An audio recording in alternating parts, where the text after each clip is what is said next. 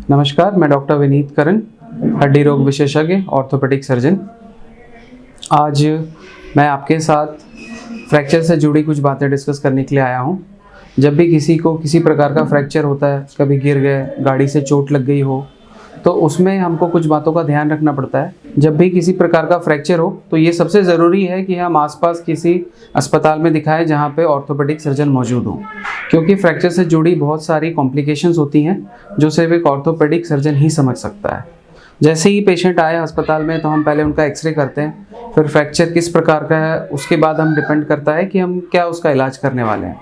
या तो प्लास्टर लग जाए, या तो कभी कभी बिल्कुल छोटा फ्रैक्चर हो तो हम सर्जरी नहीं भी करते हैं। लेकिन जब भी किसी फ्रैक्चर में आवश्यकता हो ऑपरेशन की तो हम डिसाइड करते हैं, जैसे पाँव की लंबी हड्डी टूटी है या हाथ की छोटी हड्डी टूटी है तो कभी कभी हम प्लेट लगाते हैं, कभी कभी हम रॉड लगाते हैं, या फिर कभी कभी छोटे छोटे वायर से भी फ्रैक्चर को फिक्स किया जाता है और साथ में हम उसके ऊपर प्लास्टर लगा सकते हैं। फ्रैक्चर से जुड़ी और भी कुछ बातें हैं जो हमें ध्यान में बिल्कुल रखना चाहिए। फ्रैक्चर अगर नॉर्मल हो तो कोई प्रॉब्लम नहीं है, लेकिन अगर फ्रैक्चर के साथ खून का सराव हो रहा हो, खून बह रहा हो, या फिर कभी कभी हड्डियाँ फ्रैक्चर करके बाहर आ गई हो हमारे शरीर से, तो इस दौरान जैसे ही आप इलाज लेते हैं तो साथ में टीटी का इंजेक्शन लगाना बहुत आवश्यक होता है। टीटी का इंजेक्शन लगाने से टीटी की बीमारी से हम बच सकते हैं। अगर कभी किसी को फ्रैक्चर हो जाए और हमें पता करना हो कि फ्रैक्चर हुआ है कि नहीं, तो उसकी कुछ साइंस होती हैं कि उस एरिया में सूजन आ जाती है, शरीर का हिस्सा लाल पड़ जाता है और डिफॉर्मिटी आ जाती है। बेसिकली हमारा जो नॉर्मल शरीर का काउंटरिंग होता है वो थोड़ा चेंज हो जाता है। तो इन सब चीज़ों से हम पता कर सकते हैं कि हाँ, इसको फ्रैक्चर है।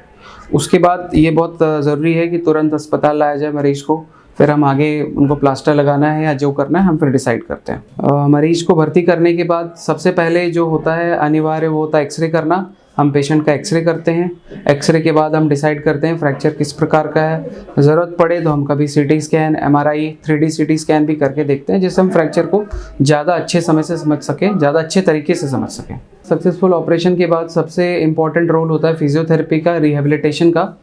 ऑपरेशन के बाद पेशेंट को कितने दिनों के बाद चलाना है, कैसे चलाना है, ये फिजियोथेरेपिस्ट बताते हैं। उस तरह से फिजियोथेरेपी होती है। हमारे रेगुलर फॉलोअप में रहना बहुत ज़रूरी है। महीने महीने एक्सरे होता रहता है, दवा गोली चलती रहती है। ये सब भी बहुत अनिवार्य होता है पोस्ट फ्रैक्चर से जुड़ी बहुत सारी बातें हैं। उसमें सबसे महत्वपूर्ण होता है कि आप क्या डाइट लें, क्योंकि फ्रैक्चर के बाद हमारे शरीर में कैल्शियम कंटेंट फ्रैक्चर खींच लेता है, तो हमको कैल्शियम कंटेंट बढ़ाना चाहिए।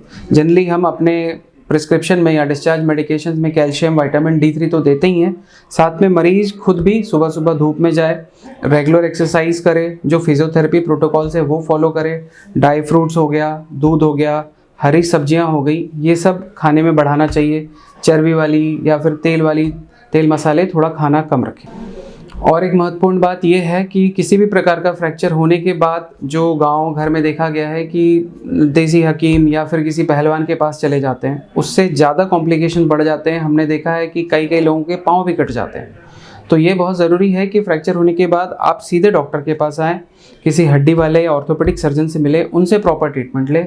इससे आपका भी भला होगा और इससे आपके घर वालों का भी भला होगा। क्योंकि अगर किसी फ्रैक्चर से रिलेटेड कॉम्प्लिकेशंस के कारण आपको कुछ हो जाता है तो पूरा परिवार उसको सफ़र करता है। यही सब कुछ छोटी बातें हैं जो हमें ध्यान रखना है, और किसी भी इंक्वायरी के लिए आप नीचे कांटेक्ट कर सकते हैं। धन्यवाद।